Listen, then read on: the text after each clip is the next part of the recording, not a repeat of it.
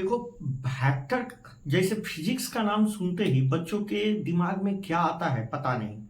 ऐसा आता है उनके दिमाग में कि अब क्या हुआ, ठीक है, अब हम मेरा नीट कैसे होगा।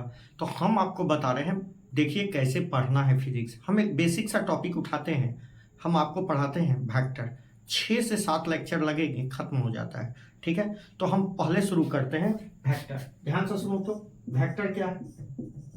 वेक्टर वेक्टर को जानने से पहले आपको यह जानना होगा कि फिजिकल क्वांटिटी किसको कहते हैं। तो फिजिकल क्वांटिटी जिसको आप मेजर करते हो उसको आप फिजिकल क्वांटिटी कहो, या फिर जिसको आप फिजिक्स में पढ़ते हो। फिजिक्स में पढ़ेंगे क्या, ठीक है, उसी जिस क्वांटिटी को फिजिक्स में पढ़ेंगे उसी को क्या कहेंगे, फिजिकल क्वांटिटी।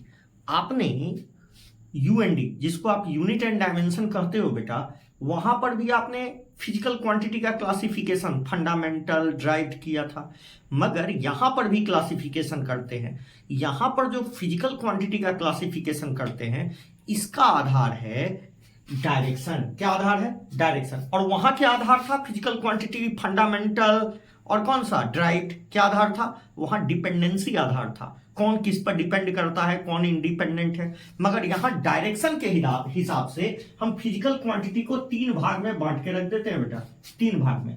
पहले को कहते हैं वेक्टर। क्या कहते हैं, वेक्टर। वेक्टर वो फिजिकल क्वांटिटी होता है, वेक्टर को उसको बोलते हैं जिसके पास क्या होगा बेटा, एक तो मैग्नीट्यूड होगा, एक तो मैग्नीट्यूड होगा, दूसरा होगा डायरेक्शन, और तीसरा ये वेक्टर लॉ ऑफ अलजेब्रा को भी फॉलो करेगा। वेक्टर लॉ ऑफ अलजेब्रा को भी क्या करेगा बेटा, अलजेब्रा को भी फॉलो करेगा। वेक्टर लॉ ऑफ अलजेब्रा में 2 चीज, कौन कौन, ट्रायंगल रूल और दूसरा पैरेललोग्राम रूल। कौन सा रूल बेटा, ट्रायंगल रूल और पैरेललोग्राम रूल, दोनों को फॉलो करेगा। आ गया समझ में। तो वो फिजिकल क्वांटिटी जिसके पास मैग्नीट्यूड, डायरेक्शन और वेक्टर लॉ ऑफ अलजेब्रा को फॉलो करे उसको क्या कह देते हैं, वेक्टर। दूसरा फिजिकल क्वांटिटी होता है बेटा जिसको स्केलर कहते हैं। क्या कहते हैं, स्केलर। इसको सिर्फ डायरेक्शन, इसके पास सिर्फ मैग्नीट्यूड होता है। क्या होता है बेटा, मैग्नीट्यूड। इसको सिर्फ मैग्नीट्यूड से लेना देना है, दूसरे से लेना देना नहीं है। जैसे एग्जांपल बताना, इसका जैसे मास को, मेरा मास है, मान लो हम 50 किलो के हैं, तो 50 किलो पूरा फिक्स है। अब कैसे हूं नापो, हमको सीधा करके नापो, उल्टा करके नापो, क्या फर्क पड़ता है, ठीक है। लेंथ, ठीक है, ये सब कैसा क्वांटिटी है, मास, लेंथ, डिस्टेंस, ये सब कैसा क्वांटिटी हो गया बेटा, स्केलर। और एक फिजिकल क्वांटिटी और होता है बेटा जिसको आप टेंसर कहते हो। इसका जिक्र बहुत कम मिलता है। इसके पास भी मैग्नीट्यूड है, इसके पास भी डायरेक्शन है, इसके पास भी डायरेक्शन है, मगर ये डज नॉट ओबे, किसको ओबे नहीं करता, vector law of algebra. Vector law of algebra को फॉलो नहीं करता।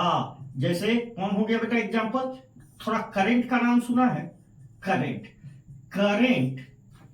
एक टेंसर क्वांटिटी है। क्यों, क्योंकि मान लो आप बच्चा में कहीं पढ़े हो, मान लो ये 2 एम्पियर का करंट आ रहा है, इधर 1 एम्पियर चला गया एक तार में, तो बताओ इधर कितना जाएगा 1 एम्पियर।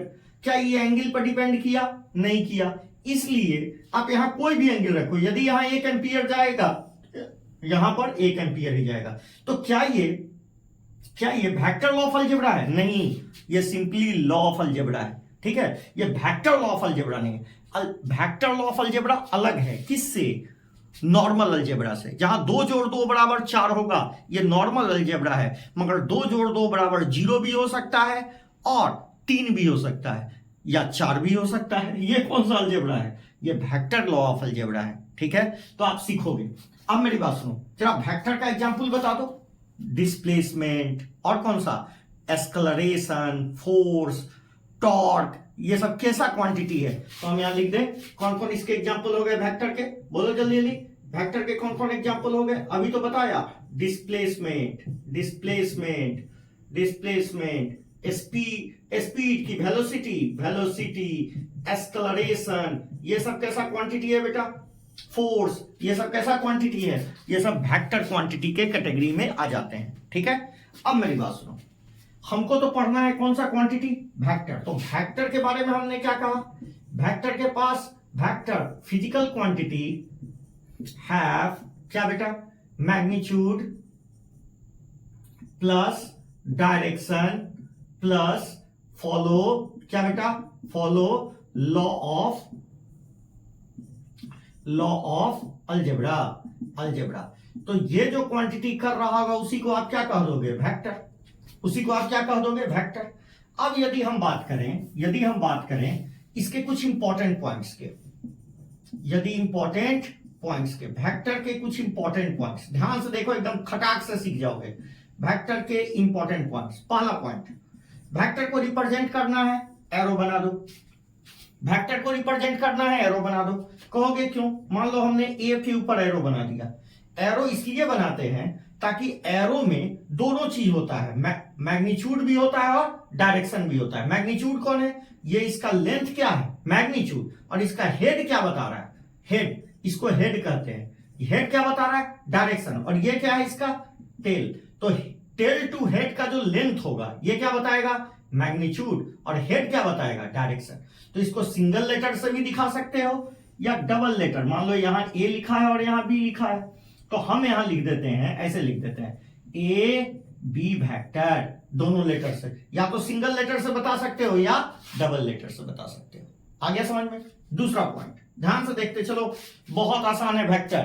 वेक्टर से आसान चैप्टर है नहीं है, और वेक्टर जान गए ना तो कोई चैप्टर, मैकेनिक्स पूरा आसान हो जाएगा, इलेक्ट्रोडायनेमिक्स, इलेक्ट्रोस्टैटिक्स सब अच्छा हो जाता है। ठीक है, वेक्टर है नहीं समझते आप लोग, ठीक है, धीरे धीरे हम सब पढ़ा देंगे।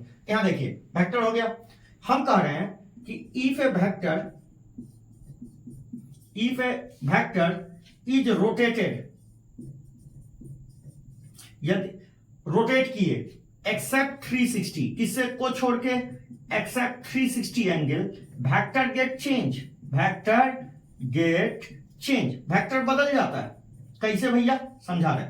जैसे यहां देख, ये एक वेक्टर है, ये एक वेक्टर है, ये एक वेक्टर है, हम यहां बना, देखो यहां समझ लो, ये एक वेक्टर है, ये एक वेक्टर है, इसको हमने कुछ एंगल पर रोटेट कर दिया। इसी वेक्टर को, जैसे ये कलम है, वेक्टर है, ये इसको उठा के यहां कर दिया, ठीक है, यहां कर दिया। तो बताओ ये बी वेक्टर हो गया। क्या ए वेक्टर और बी वेक्टर का मैग्नीट्यूड सेम है? हां, तो ऐसे हम लिखेंगे कि ए वेक्टर और बी वेक्टर का मैग्नीट्यूड सेम है, मगर क्या ए वेक्टर और बी वेक्टर बराबर है? नहीं। क्यों? डायरेक्शन बदल गया। तो वेक्टर तभी बराबर होते हैं जब उनका मैग्नीट्यूड और डायरेक्शन दोनों बराबर हो। यहां क्या चेंज हो गया? डायरेक्शन। इसीलिए हम क्या बोलेंगे, मैग्नीट्यूड तो बराबर है, मगर हम क्या बोलेंगे बेटा कि A vector is not equal to B vector. कारण वही है, डायरेक्शन क्या हो गया है, चेंज हो गया है। ये वेक्टर और ये वेक्टर दोनों सेम दिशा में नहीं है, दोनों का डायरेक्शन अलग है। तो वेक्टर तब बराबर होंगे जब उनका मैग्नीट्यूड भी बराबर हो और डायरेक्शन भी बराबर हो। एक भी चीज बदल गया तो वेक्टर क्या हो गया, बदल गया। यहां क्या बदला? यदि हम एक वेक्टर को रोटेट कर दिए, हमने बोला कि एक वेक्टर को रोटेट किए 360 छोड़ के, तो वेक्टर क्या हो जाएगा, चेंज। मगर बोलो 360 से रोटेट करते, मान लो इस ए वेक्टर को ही उठा के वहां से यहीं ले आते, तो ये वेक्टर अपना ही वेक्टर बन जाता, खुद का ही वेक्टर बन जाता। क्या वेक्टर में कोई चेंज आता? नहीं। तो ये सब बेसिक पॉइंट है जो आपको जानना चाहिए। ठीक है, आगे देखते हैं। देखो बहुत आसान है, कोई चैप्टर में दम नहीं, ठीक है, पता नहीं, पूरा फिजिक्स आसान है, इतना आसान है फिजिक्स कि हम क्या बताएं। शर्त यही है कि आपको मन से पढ़ना है, आपको मन से पढ़ना है, नहीं तो आपको समझ में नहीं आता। होता क्या है ना कि हम सोचते हैं कि सब चीज रट लेंगे, नोट्स मिल जाए, कहीं से काम हो जाए, ठीक है, कहीं से चना अमृत मिल जाए। ऐसा थोड़ी होता है, ऐसा थोड़ी होता है। ठीक है, इसके बाद हम बात करें, इसके बाद यदि हम बात करें, हमने क्या क्या बात कर ली? हमने बात कर लिया कि वेक्टर को रोटेट करेंगे तो क्या हो जाएगा, वेक्टर बदल जाएगा। वेक्टर को रोटेट करेंगे तो वेक्टर बदल जाएगा। तीसरा पॉइंट हम जो बोल रहे हैं वो बोल रहे हैं कि यदि आपने एक वेक्टर को पैरेलल शिफ्ट कर दिया तो वेक्टर में कोई चेंज नहीं आता है। जैसे मान लो ये एक वेक्टर है, इसको उठा के यहां रख दिए, चाहे यहां रख दिए, क्या फर्क पड़ने जा रहा है? इसका डायरेक्शन भी वही है, देख रहे हो, टिप का डायरेक्शन यही है, यहां रख देने पर भी टिप का डायरेक्शन वही है और लेंथ भी वही है। तो इसका मतलब वेक्टर में कोई चेंज नहीं आएगा। तो हम बोल रहे हैं A vector can be shifted parallel to itself. एक वेक्टर को अपने ही पैरेलल शिफ्ट किया जा सकता है इन स्पेस में। जैसे मान लो ये एक वेक्टर है, इसको उठा के हम यहां रख दिए तो ये बी वेक्टर हो गया, इसको उठा के यहां रख दिए तो ये सी वेक्टर हो गया, इसको उठा के यहां रख दिए तो ये डी वेक्टर हो गया। क्या संबंध है इन तीनों में? सब बराबर है, ए बी सी डी सब एक ही है। इसका मतलब ए वेक्टर बराबर बी वेक्टर बराबर सी वेक्टर बराबर डी वेक्टर। इनका मतलब है ये सारे वेक्टर बराबर हैं। इसका मतलब ये क्या, इनका मैग्नीट्यूड भी बराबर रहा होगा और डायरेक्शन भी बराबर रहा होगा। जब तक दोनों बराबर नहीं हुए तब तक ये वेक्टर ही नहीं बराबर हुआ। तो वेक्टर तभी बराबर होता है जब मैग्नीट्यूड भी बराबर होता है और डायरेक्शन भी बराबर होता है। आ रहा है समझ में? मैग्नीट्यूड भी बराबर होता है और डायरेक्शन भी बराबर होता है। आ रहा है समझ में? अब आपके दिमाग में आ रहा होगा कि सर आप बार बार मैग्नीट्यूड मैग्नीट्यूड कर रहे हैं, होता क्या है मैग्नीट्यूड? जैसे यहां देखिए, यदि हम बात करें magnitude of vector, magnitude of vector, ध्यान से सुन, मैग्नीट्यूड ऑफ वेक्टर, मान लो जैसे ए एक वेक्टर है, यहां लिखा है 2i के, तो ये जो 2 है ना, यही क्या है? मैग्नीट्यूड। और ये जो i है ये क्या है? डायरेक्शन। और एक बात याद रखना, magnitude always positive. Magnitude vector का हमेशा कैसा होता है? पॉजिटिव होता है। मैग्नीट्यूड कभी भी निगेटिव नहीं होता। इसका मतलब मान लो हमने ए वेक्टर, ये हम मान लो पी वेक्टर लिखा और यहां लिख दिया -2j कैप। इसका मतलब ये क्या है? मैग्नीट्यूड। 2 क्या है? मैग्नीट्यूड, मैग्नीट्यूड, ये मैग्नीट्यूड है। और -j कैप क्या है? ये है डायरेक्शन, ये है डायरेक्शन। ठीक है, तो मैग्नीट्यूड ऑलवेज पॉजिटिव, मैग्नीट्यूड कभी भी निगेटिव नहीं होता, मैग्नीट्यूड कभी भी निगेटिव नहीं होता। आ गया समझ में? Magnitude of A vector. अच्छा, ये तो एक्स एक्सिस में था। अच्छा, आई कैप समझ रहे हो ना? एक्स एक्सिस का यूनिट वेक्टर, जे कैप वाई एक्सिस का यूनिट वेक्टर, -j का मतलब -y एक्सिस का यूनिट वेक्टर। पता है ना यूनिट वेक्टर डायरेक्शन से भी यूनिट वेक्टर को दिखाते हैं। अब मेरी बात ध्यान से सुनो, यहां देखो, यहां देखो, सब समझ में आता है। कुछ नहीं है, वेक्टर है, बोका बनाने वाला चैप्टर है। मान लो ए वेक्टर है, यहां लिखा है 2i cap plus 3j cap. ध्यान से देखो, क्या ये एक वेक्टर है? क्या ये एक वेक्टर है? हाँ, ये 2 इसका मैग्नीट्यूड है और इसका डायरेक्शन i कैप है। ये एक वेक्टर है, मतलब ये एक वेक्टर है, ये दूसरा वेक्टर है, इसका मैग्नीट्यूड 3 है और i कैप डायरेक्शन है, मतलब ये सेकंड वेक्टर है। तो ये एक वेक्टर जो 2 वेक्टर, मतलब ये 2 वेक्टर का सम भी क्या होता है? हमेशा वेक्टर। तो 2 वेक्टर का सम भी हमेशा क्या होता है? वेक्टर। मतलब sum of 2 vector is always a vector. Vector को 2 वेक्टर का सम, देखो ये मैग्नीट्यूड ये डायरेक्शन, तो ये एक वेक्टर हुआ, ये मैग्नीट्यूड ये एक डायरेक्शन, तो ये दूसरा वेक्टर, वेक्टर प्लस वेक्टर एक वेक्टर। हमसे पूछ रहा है कि ये वेक्टर का मैग्नीट्यूड बताओ। तो मैग्नीट्यूड को बेटा या तो मॉडुलस करके ऐसे लिखते हैं या सिंपली ए लिख देते हैं, इसके ऊपर से उड़ा देते हैं, ये वाला डायरेक्शन उड़ा देंगे, या डायरेक्शन के साथ लिखना है तो आपको ऐसे लिखना होगा मॉडुलस के अंदर डाल के। ये मॉडुलस बस सिंबॉलिक रिप्रेजेंटेशन है कि हम मैग्नीट्यूड लिख रहे हैं। क्या लिख रहे हैं? मैग्नीट्यूड। सिंबॉलिक रिप्रेजेंटेशन है, एरो में डाल के लिखने का मतलब है कि हम मैग्नीट्यूड लिख रहे हैं। अब मेरी बात ध्यान से देखो, मैग्नीट्यूड कैसे निकालोगे? फर्स्ट वेक्टर के कोफिशिएंट का square by plus second vector के कोफिशिएंट का स्क्वायर का अंडर रूट। तो क्या लिखेंगे? Under root of first vector के मैग्नीट्यूड का स्क्वायर 2 का स्क्वायर प्लस जे कैप के आगे का स्क्वायर 3 का स्क्वायर। कितना हो गया बेटा? 4 प्लस 9 कितना हो गया? Root under 13, root over 13। और इसी को इसका क्या कहा जाएगा? मैग्नीट्यूड। मतलब इस वेक्टर का मैग्नीट्यूड इतना है। समझ में आ गया? जैसे मान लो हमारा एक पी वेक्टर है, यह है 2i cap plus 3j cap minus 2k cap मान लेते हैं ये वेक्टर है। हमको कहता है इसका मैग्नीट्यूड बताइए। तो पी वेक्टर के मैग्नीट्यूड को या तो ऐसे वेक्टर को मतलब पी वेक्टर को मॉडुलस के अंदर डाल के लिखेंगे या कैप या वेक्टर का साइन उड़ा देंगे, तो ये दोनों क्या हो गया? मैग्नीट्यूड। अब इसको कैसे निकालेंगे जल्दी बता दे। पहले वेक्टर के मैग्नीट्यूड का स्क्वायर 2 का स्क्वायर, दूसरे वेक्टर के मैग्नीट्यूड का स्क्वायर 3 का स्क्वायर प्लस इस वेक्टर के मैग्नीट्यूड का स्क्वायर। अब मैग्नीट्यूड हमेशा प्लस होता है तो क्या लिखेंगे? 2 का स्क्वायर। कितना हो गया बेटा? 2 2 जा 4, 2 2 जा 4 4 4 8 8 और 9 8 प्लस 9 कितना हो गया अंडर रूट 17। मतलब ये जो p वेक्टर है इसका मैग्नीट्यूड कितना है अंडर रूट 17। p वेक्टर का मैग्नीट्यूड कितना है अंडर रूट 17। आइए समझ में आ गया, समझ में आ गया। इसके बाद हम बात करते हैं यूनिट वेक्टर की।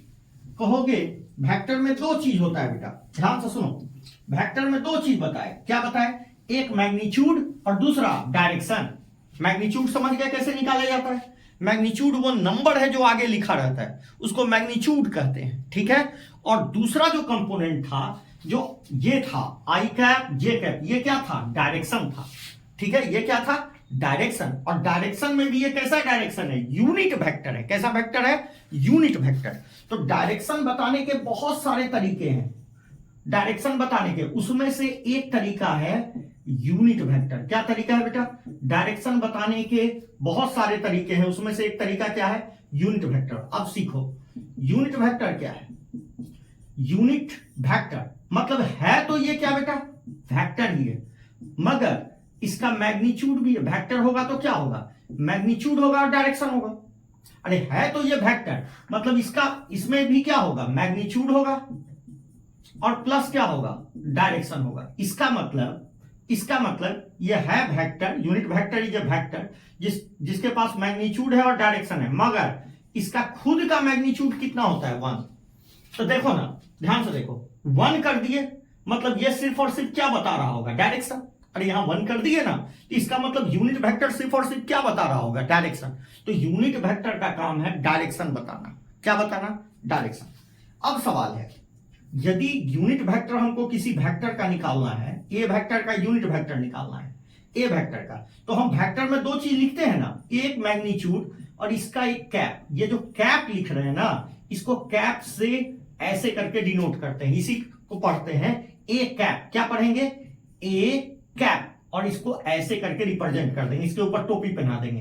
क्या लिखेंगे इसको ए कैप ऐसे। ये यूनिट वेक्टर है, आ गया समझ में।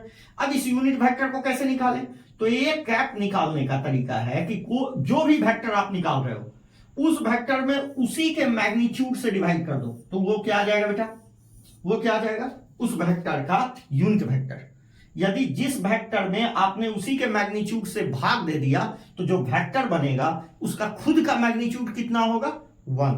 मतलब ये डायरेक्शन बताएगा। ये सिंपली क्या बताता है डायरेक्शन। तो यूनिट वेक्टर वो वेक्टर होता है जो किस में मदद करता है डायरेक्शन बताने में। तो यदि आप किसी वेक्टर का यूनिट वेक्टर जानना चाहते हो मतलब उसका डायरेक्शन जानना चाहते हो तो क्या करो, उसी वेक्टर में उसी के मैग्नीट्यूड से भाग दे दे, उसी वेक्टर में उसी के मैग्नीट्यूड से भाग दे, क्या मिलेगा उसका डायरेक्शन। जैसे हम बोले फोर्स एक वेक्टर है और फोर्स हम बोल रहे हैं, दूसरा बात क्या बोल रहे हैं कि इसका यूनिट वेक्टर बताओ, मतलब हम क्या बताना चाह रहे हैं, हम उसका डायरेक्शन निकालना चाह रहे हैं। कैसे निकालोगे यार, उसी वेक्टर में उसी के मैग्नीट्यूड से डिवाइड करेंगे सर, डायरेक्शन फेंक देगा।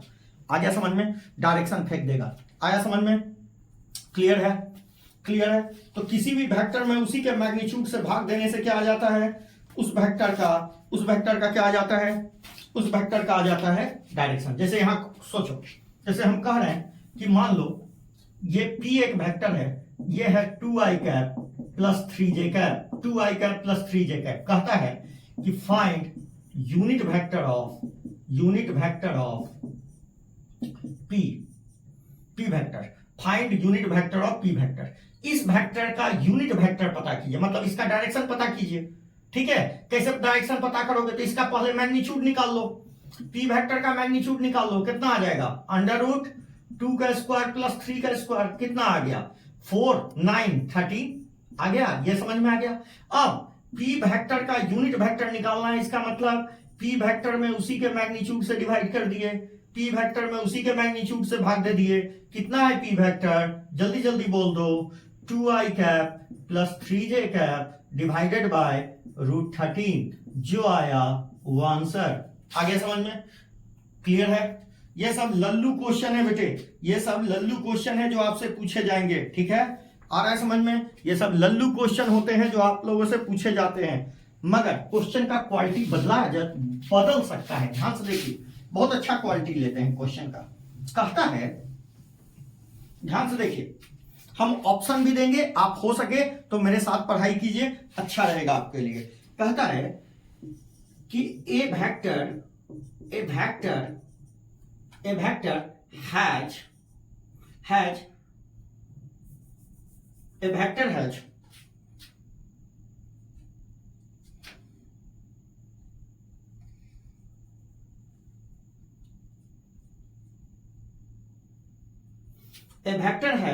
magnitude 10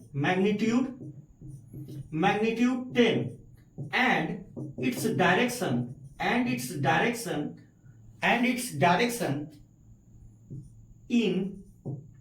its direction in 2i cap plus 3j cap। कहता है फाइंड वेक्टर। क्या कहा, क्वेश्चन पढ़िए। एक वेक्टर हैज मैग्नीट्यूड 10, कितना 10, and its direction in direction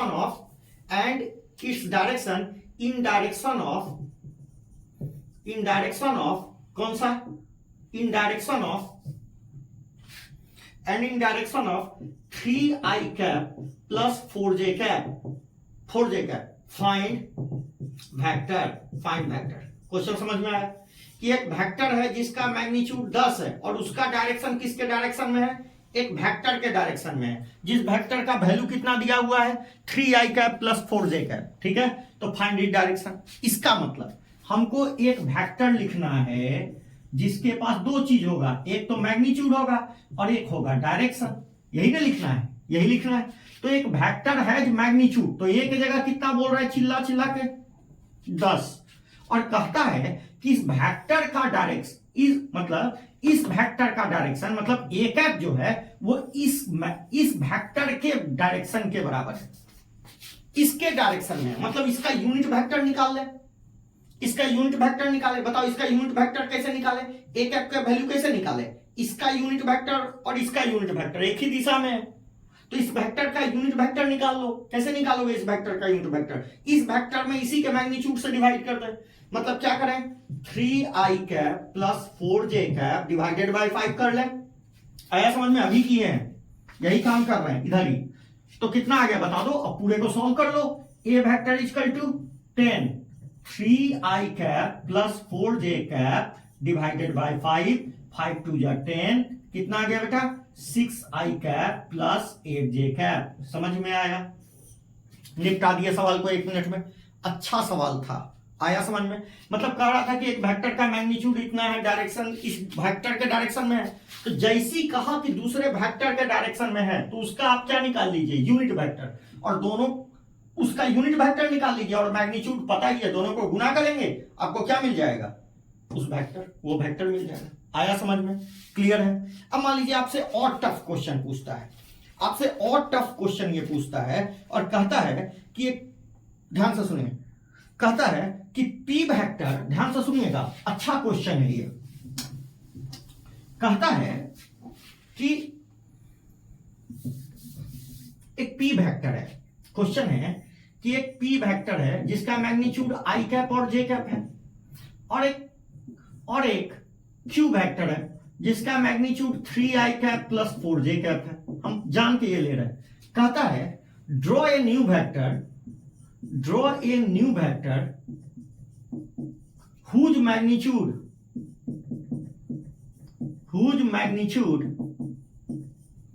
is equal to p vector and direction is in q vector। मतलब समझ में आया। आप एक ऐसा नया वेक्टर बनाइए जिसका मैग्नीट्यूड तो किसके बराबर है, p के बराबर, और डायरेक्शन किसके बराबर है, q। तो हम मान लेते हैं, ध्यान से सुनो, हमने एक वेक्टर बनाया a, ठीक है, इसका और a का जो मैग्नीट्यूड होगा वो किसके बराबर होगा, p के। मतलब हमको p का मैग्नीट्यूड चाहिए और इसका क्या चाहिए, q का क्या चाहिए, यूनिट वेक्टर चाहिए। बात खत्म।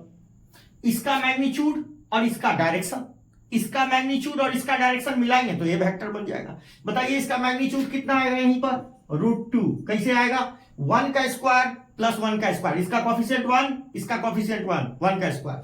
यहां बोलिए इसका यूनिट वेक्टर बताइए, यूनिट वेक्टर बताना है। कैसे, 3i cap plus 4j cap divided by 5। क्या इन दोनों को उठा के यहां रख दें? आंसर आपके सामने है भाई साहब, बताइए कितना सेकंड लग रहा है? √2 कितना आ गया बोलिए? 3i cap plus 4j cap divided by 5, गुना कर लें, कितना आ गया? 3√2i cap plus 4√2j cap, यहां भी 5 कर लें और यहां भी 5 कर लें। आंसर आया समझ में? तो क्वेश्चंस बहुत इजी होते हैं यूनिट वेक्टर के।